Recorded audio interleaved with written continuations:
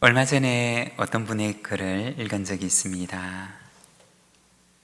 눈덩이 효과에 대한 글이었는데, 우리 부산에는 눈이 잘 내리지 않지만 다른 지역에 가면 겨울이 되면 한방눈들이 내리는 경우들이 있습니다. 그리고 이렇게 눈이 오면 사람들은 눈사람을 만들곤 하는데, 눈사람을 만들기 위해서는 처음에는 작은 눈뭉치를 뭉치게 됩니다. 그리고 이 눈뭉치를 비탈길과 같은 곳에서 조금씩 굴려가게 되면 처음에는 작은 눈뭉치가 조금씩 몸집이 커져서 나중에는 커다란 눈덩이가 됩니다. 이처럼 작은 눈뭉치가 눈밭을 구르면서 점점 커지는 현상을 눈덩이 효과라고 부릅니다. 이러한 눈덩이 효과는 경제 현상을 설명할 때, 그리고 사회 현상을 설명할 때도 사용이 되어지지만, 그러나 또한 우리 생각에 대해서 이야기를 할 때도 사용되기도 합니다. 우리의 생각 가운데는 때로는 좋은 생각이 있고 때로는 나쁜 생각이 있을 때가 있습니다. 그런데 이 생각들이 생각의 생각이 꼬리를 물고 이어지다가 보면 마치 눈덩이처럼 이 몸집이 커다랗게 변하게 됩니다. 그리고 이렇게 거대해진 생각과 감정들은 우리를 밤새도록 때로는 끙끙 앓게 만들기도 합니다. 그리고 우리가 통제할 수 없을 정도의 불안과 두려움과 의심을 만들어내기도 합니다. 나쁜 생각도 그러하고 또 좋은 생각도 마찬가지입니다. 여러분, 우리는 살면서 어떤 생각의 눈덩이들을 굴리며 살아가고 있습니까? 혹은 우리는 어떤 감정의 눈덩이를 굴리며 살아갑니까? 나쁜 생각과 나쁜 감정의 눈덩이를 굴려서 통제할 수 없을 만큼 불안과 두려움과 커진 의심에 사로잡혀 살아가는 것이 아니라 좋은 생각, 그리고 좋은 감정의 눈덩이를 굴려서 평안과 기쁨, 그리고 신뢰와 믿음 속에 살아가는 저와 여러분, 우리 믿음의 가족들이 되시기를 바랍니다. 오늘은 우리가 마태복음 6장 말씀을 함께 읽었는데, 이 말씀을 통해서 동행, 두려움에서 평안으로 라는 제목으로 우리가 이 말씀을 함께 묵상하고자 합니다. 오늘 우리가 읽었던 이 마태복음 6장의 말씀은 예수님의 산상수훈을 기록한 말씀입니다. 마태복음 5장과 6장과 7장은 예수님께서 산에 올라가셔서 제자들에게 제자들은 어떻게 살아가야 하는가, 그리고 하나님의 백성은 어떻게 살아가야 하는가에 대해서 말씀하신 것입니다. 제자의 삶, 그리고 하나님 나라 백성의 삶에 대해서 예수님께서 복음의 말씀을 그들에게 들려주셨던 것입니다. 여러분, 복음이라고 하는 것은 무엇일까요? 복음이라고 하는 것은 이 세상에서 하나님의 나라를 회복해가는 능력입니다. 복음은 먼저 내 안에 들어와서 나를 회복시키고 또 나를 통해서 내가 살아가는 나의 삶의 현장, 이 세상을 회복시키십니다. 그런데 이 회복이라고 하는 말은 또 무엇이냐? 회복이라고 하는 것은 처음으로 돌아가는 것을 말하는 것입니다. 처음으로 돌아가게 하는 힘, 그 능력이 바로 회복의 힘이며 그것이 바로 복음의 능력인 것입니다. 그러면 처음으로 돌아가려면 우리는 먼저 처음의 모습이 어떠했는지를 알아야 합니다. 처음의 모습을 알아야지만이 우리가 지금 이런 것이 무엇이고 또 우리가 회복해야 할 것이 무엇인지를 알게 되는 것입니다. 이처럼 복음이라고 하는 것은 우리 안에 들어와서 우리가 잃어버린 것이 무엇인지를 알게 합니다. 그리고 우리가 회복해야 할 첫 모습이 어떤 모습인지를 알게 하는 것입니다. 작년 중순쯤에 우리 교회학교 교역자들과 선생님들과 그리고 교육을 담당하시는 분들 그리고 우리 모든 교우들에게 우리 부산진 교회의 다음 세대에 대한 교육 비전을 제시했던 적이 있었습니다. 이것을 한 문장으로 말하였는데, 기독교 세계관을 가진 미래의 지도자를 양육하자라고 하는 것입니다. 기독교 세계관이라고 하는 것은 복음의 눈으로 세상을 바라보는 것을 말합니다. 세속적인 눈으로 세상을 바라보는 것이 아니라 신앙의 눈으로 세상을 바라보는 것을 말하는 것입니다. 그리고 저는 믿습니다. 복음의 눈을 가지고 세상을 바라볼 줄 아는 그 사람이 바로 이 세상의 희망이 되리라고 믿습니다. 세상의 희망이 될 그 아이들을 신앙으로 길러서 세상에 영향력 있는 지도자의 자리에 설 수 있도록 돕고 양육하는 것, 이것이 바로 오늘날 우리의 교회가 세상을 위해서 줄 수 있는 가장 큰 선물일 것입니다. 복음은 무엇이냐? 세상을 하나님의 나라로 회복해가는 하나님 나라 회복의 능력입니다. 우리의 삶 속에, 저와 여러분의 삶 속에 이 복음의 능력이 임해서 우리가 살아가는 삶의 현장을 하나님의 나라로 만들어가게 되기를 소망합니다. 오늘은 염려와 두려움 속에 세상 속에 살아가는 제자들에게 복음 안에 있는 평강에 대해서 말씀하시는 주님의 말씀을 우리에게 보여주고 있습니다. 두려움을 이기는 복음 안에 있는 평강이 무엇인지를 말씀하십니다. 먼저 첫 번째는 하나님 안에 있는 평안입니다. 25절 말씀을 우리가 함께 봉독하겠습니다. 그러므로 내가 너희에게 이르노니 목숨을 위하여 무엇을 먹을까 무엇을 마실까 몸을 위하여 무엇을 입을까 염려하지 말라. 목숨이 음식보다 중하지 아니하며 몸이 의복보다 중하지 아니하냐. 오늘 우리가 읽은 이 말씀에 보면 목숨을 위해서 그리고 몸을 위해서 염려하는 어떤 사람의 모습을 보여주고 있습니다. 목숨을 위해서 무엇을 먹고 마실지를 염려하고 그리고 몸을 위해서 무엇을 입어야 하는지를 염려합니다. 그리고 이 말씀을 오늘 우리가 읽었던 말씀 바로 위에 있는 단락과 연관해서 생각을 해보면 오늘 우리가 읽었던 말씀의 바로 윗단락에서는 재물에 대한 이야기를 들려주십니다. 재물에 대한 이야기의 맥락 속에서 바로 이 염려하는 사람의 이야기가 등장하는 것입니다. 그러면 성경에서 말하고 있는 재물은 어떤 것일까요?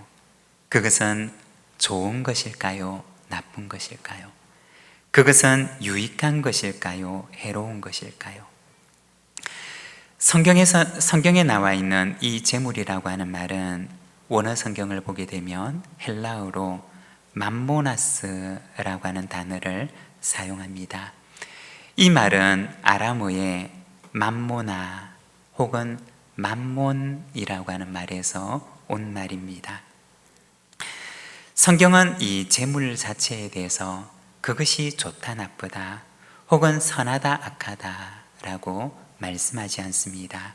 다만 인간이 재물에 대한 탐심에 빠져서 그것을 섬김의 대상으로 삼아 하나님과 동등한 위치에 두는 것에 대해서 말씀하는 것입니다. 재물의 종이 되어 있는 인간 영혼의 비참함과 그러한 삶의 옳지 못함에 대해서 말씀하는 것입니다. 열왕기상 21장 말씀에 보면 아합이라고 하는 이스라엘의 왕이 나옵니다. 그런데 이 사람이 사는 왕궁 곁에는 나봇이라고 하는 사람이 소유하고 있는 포도원이 있었습니다. 그런데 어느 날 이 아합이라고 하는 왕의 마음속에 나봇의 포도원을 갖고 싶은 마음이 생겨났던 것입니다. 우리가 생각을 해보면 왕이라고 하면 얼마나 가진 것이 많을까요? 정말 부러울 것이 없이 많은 것을 가진 사람이 바로 왕일 것입니다. 그런데 이 아합 왕의 마음속에 그 왕궁 옆에 있는 포도밭을 보는데 그것을 갖고 싶은 마음이 생겨났던 것입니다.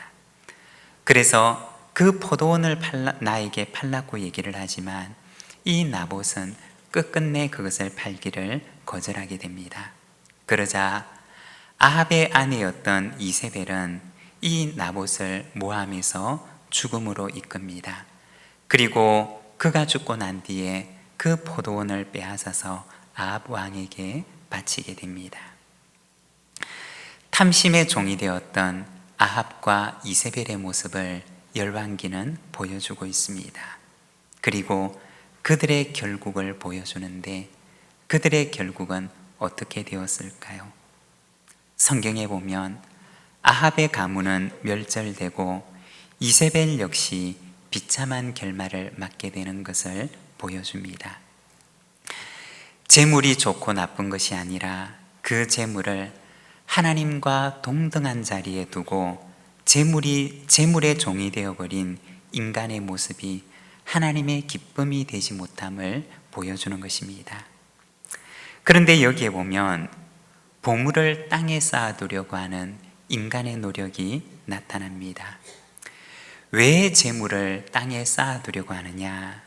그것은 재물을 땅에 쌓아둠으로써 미래에 대한 안전과 행복을 보장받고자 하는 마음 때문입니다. 이와 같은 말씀의 맥락 속에서 오늘 우리가 읽었던 말씀 25절이 나오는데 거기에 보면 목숨을 위해서 무엇을 먹고 마실까? 몸을 위해서 무엇을 입어야 할까? 염려하는 한 사람의 모습을 보여주고 있습니다. 여러분, 오늘 우리가 이 말씀에 잠깐 멈추어 서서 이 사람의 모습을 그리고 그 사람의 마음을 우리가 가만히 한번 들여다보기를 원합니다. 여러분, 이 사람의 얼굴을 우리의 마음속에 한번 그려보시기를 바랍니다. 그리고 이 사람의 마음속에 있는 염려를 우리의 마음속에 한번 헤아려 보시기를 바랍니다. 이 사람의 마음속에 있는 염려의 본질은 무엇일까요? 이 사람은 정말 무엇을 염려하고 있었던 것일까요? 그는 어떤 사람이냐? 이 사람은 사실은 자기 외에는 믿을 데가 없는 사람이었습니다. 이 사람은 재물을 믿는 사람이라기보다는 자기 외에는 믿을 데가 없다고 생각을 하기 때문에 그는 자기를 이 재물에 의지하기로 결심했던 사람이었던 것입니다. 그래서 늘 염려 속에 살아가는데 내가 내 목숨을 위해서 무엇을 먹을까? 내가 내 생명을 위해서 무엇을 마실까? 내가 내 몸을 위해서 무엇을 입을까? 염려하며 살아갑니다.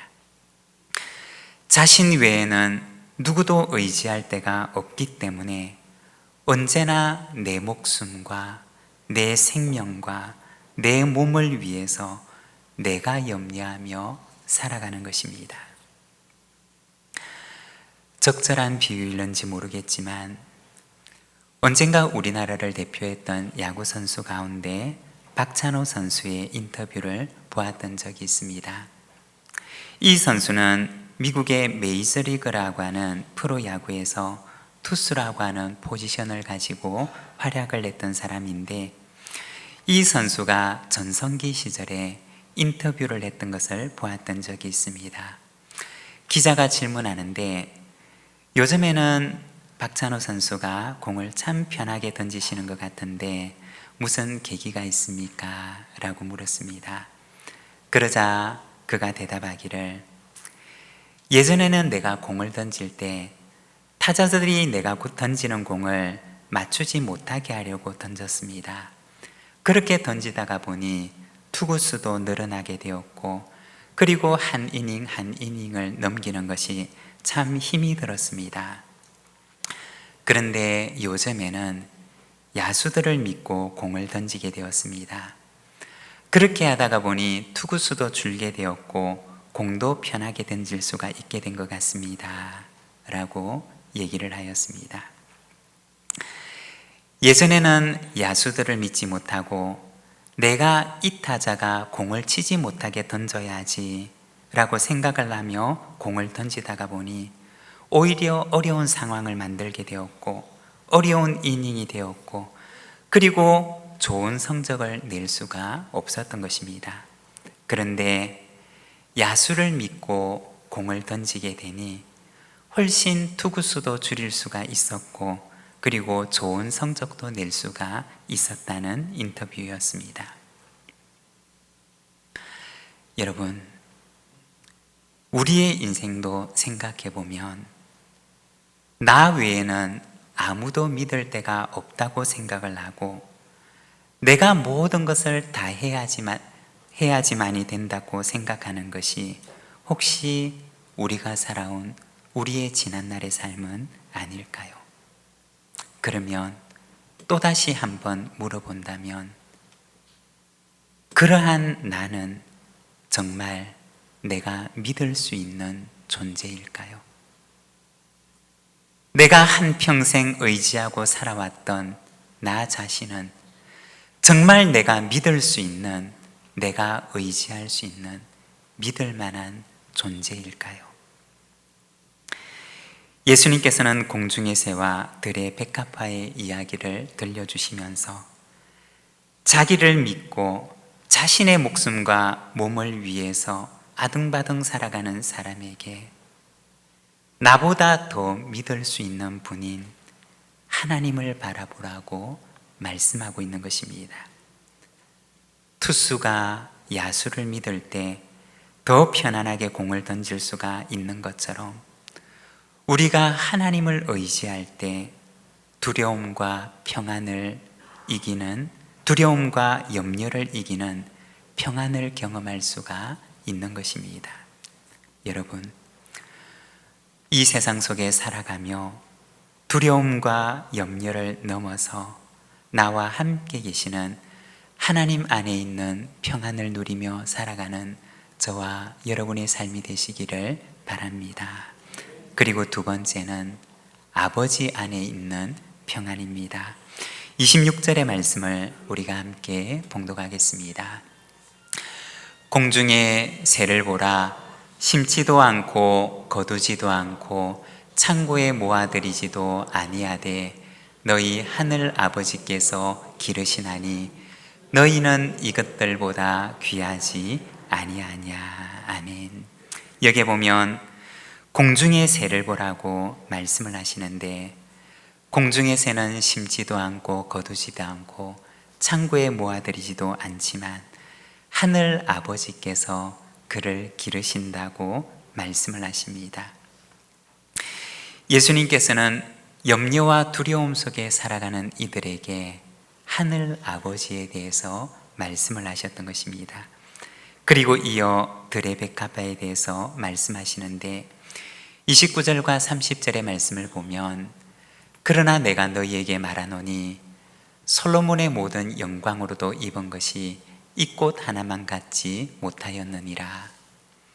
오늘 있다가 내일 아궁이에 던져지는 들풀도 하나님이 이렇게 입히시거든 하물며 너일까 보냐 믿음이 작은 자들아. 들풀도 돌보시는 하나님, 들풀을 지으신 하나님에 대해서 말씀하시는 것입니다. 우리는 왜 염려하느냐? 바로 하나님이 내 아버지인 줄 알지 못하고 우리의 아버지가 되시는 하나님을 신뢰하지 못하기 때문입니다. 언젠가 우리 집의 아이들이 진학을 앞두고 있을 때 아이들의 진로를 위해서 기도했던 적이 있었습니다. 그런데 아이를 위해서 기도하면서도 마음 한편에서는 늘 편치를 않았습니다. 그런데 어느 날 새벽에 기도를 하는데 제 마음속에 있는 염려에 대해서 하나님께서 보게 하시고 알게 하셨습니다. 내가 왜 염려하고 있는지를 가만히 돌아보니 사실은 그것은 아이 때문이 아니었던 것입니다. 이 아이가 믿음직스럽지 못하거나 혹은 이 아이가 기대만큼 따라오지 못해서가 아니라 내가 염려하고 있는 이 염려의 본질은 사실은 이 아이의 인생을 인도해 가시는 하나님에 대해서 내가 신뢰하지 못하고 있기 때문에 내 마음속에 염려가 자리 잡고 있었던 것입니다. 하나님께서 이 아이의 참 아버지가 된다는 사실을 내가 온전히 믿지 못하고 그리고 이 아이의 인생을 선하게 이끌어 가시는 분이 하나님이라고 하는 사실을 내가 온전히 믿지 못하고 그 하나님께 이 아이를 드리지 못함으로 인해서 내 속에 언제나 염려가 자리 잡고 있었던 것입니다. 여러분, 우리는 왜 염려하는 것일까요? 공중의 새를 먹이시고 들의 백합화를 입히시는 하나님께서 내 인생을 인도하시는 나의 아버지가 되신다는 사실을 내가 온전히 신뢰하지 못하기 때문에 염려가 우리의 마음속에 찾아와서 염려의 뿌리를 내리고 있는 것입니다. 사랑하는 여러분, 아버지 안에 있는 평강이 저와 여러분 안에 있기를 원합니다. 나를 지으신 하나님께서 나의 아버지라고 하는 사실을 믿고 신뢰함으로 세상이 줄 수 없는 아버지의 평강을 누리며 살아가는 저와 여러분, 우리 모든 믿음의 가족들이 되시기를 바랍니다. 그리고 세 번째는 동행의 평안입니다. 34절의 말씀을 우리가 함께 봉독하겠습니다. 그러므로 내일 일을 위하여 염려하지 말라. 내일 일은 내일이 염려할 것이요 한날의 괴로움은 그날로 족하니라. 아멘. 여기에 보면 예수님께서는 내일의 염려를 하나님께 맡기라고 말씀을 합니다. 내일은 우리의 시간이 아닙니다. 내일은 불확실성의 시간이고 우리가 알 수 없는 미지에 속한 시간입니다. 우리는 이러한 불확실성 때문에 그리고 우리가 알지 못하는 미지 때문에 내일에 대한 불안을 가지고 또 내일에 대한 두려움을 느끼기도 합니다. 돌아보면 저도 예전에 미래에 대한 불확실성 때문에 힘든 시간을 보냈던 적이 있었습니다. 그런데 한 리더십 수업에서 내가 살아온 삶을 돌아보면서 에세이를 적었던 적이 있었습니다. 그런데 이 에세이 안에는 반드시 적어야 하는 내용들이 있었는데 그것은 지난날 나의 인생을 돌아보면서 하나님의 섭리적인 사건을 기록하는 것이었습니다. 하나님의 섭리적인 사건이라고 하는 것은 하나님께서 나의 인생에 개입하셨던 사건을 말하는 것입니다. 나의 지난날을 돌아보면 내 인생 가운데 이 순간만큼은 하나님께서 틀림없이 나의 인생에 개입하신 것이다 라고 생각되는 그 순간들을 찾아서 에세이로 기록하는 것이었습니다.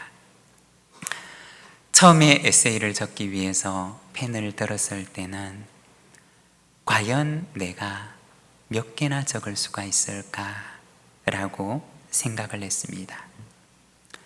그리고는 나의 기억을 더듬어서 나의 기억 속에 있는 가장 첫 시간으로 돌아가서 에세이를 적기 시작했는데, 그런데 이 에세이를 마칠 때쯤에 깨닫게 되었던 것은 나의 인생에 나의 생명이 시작되는 그 첫 순간부터 지금까지 내 인생의 한순간도 하나님께서 떠나신 적이 없으셨구나 라고 하는 사실이었습니다. 그전에는 생각할 때 하나님께서는 나의 인생에 관심이 없으신가 보다. 마치 내가 살아온 나의 인생은 하나님의 관심으로부터는 제외되어져 있는 마치 허공으로 가득 찬 혹은 진공 상태와 같은 그러한 시간들이 내 인생의 시간이라고 생각을 했었는데, 그런데 그 하나님의 섭리적인 순간을, 하나님께서 내 인생에 개입하셨던 그 순간을 곰곰이 돌아보며 에세이를 적는데, 돌아보니 내 인생의 가장 위급했던 순간, 가장 정확한 순간, 내 인생에 하나님이 가장 필요했던 그 순간에 하나님께서는 언제나 내 손을 꼭 잡고 나와 함께 동행하고 계셨다는 사실을 알게 되었습니다.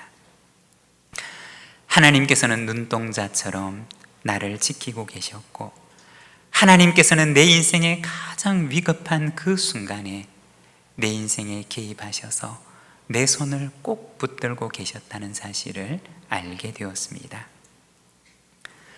그러고 나서 나의 내일을 보게 되니 나의 내일은 불확실성과 미지로 가득 찬 두려움과 불안의 미래가 아니라 내일도 함께 하시는 하나님에 대한 깊은 신뢰가 내 마음속에 자리 잡게 되는 것을 깨닫게 되었던 기억이 있습니다. 여러분, 우리 앞에 펼쳐지게 되는 내일은 불확실성과 미지의 시간입니다. 그러나 그 불확실성과 미지가 나에게 불안과 두려움을 가져다 주는 시간일까요? 내 앞에 펼쳐지게 될 내일이라고 하는 시간은 두려움과 불안의 시간이 아니라 나를 떠나지 않는 하나님께서 내 손을 꼭 붙들고 나와 함께 계시는 시간입니다. 그 하나님께서는 내 인생의 한순간도 나를 떠나지 않고 계시고, 내가 가장 위급한 순간에는, 그리고 내가 하나님을 가장 필요로 하는 그 순간에는 나의 연약한 손을 꼭 붙들고 나와 함께 동행하심을 우리에게 보여주실 것입니다. 여러분, 하나님과 함께하는 그 동행의 평안이 저와 여러분에게 언제나 함께 하시기를 소망합니다. 영성이라고 하는 것은 나와 함께 계시는 하나님을 오늘 내가 느끼며 살아가는 것입니다. 하나님이 없는 눈으로 인생을 바라보고 세상을 바라봄으로써 염려와 두려움 속에 살아가는 것이 아니라 신앙의 눈으로 세상을 바라보고 내 인생을 바라봄으로써 하나님 안에 있는 평안을 누리고 아버지 안에 있는 평안을 경험하며 하나님과 동행하는 참 평안 속에 걸어가는 저와 여러분, 우리 부산진 모든 믿음의 가족들이 되시기를 바랍니다. 오늘 우리에게 주신 말씀을 생각하며 하나님 오늘 우리에게 주신 말씀에 우리가 응답함으로 하나님 앞에 기도하며 나가겠습니다.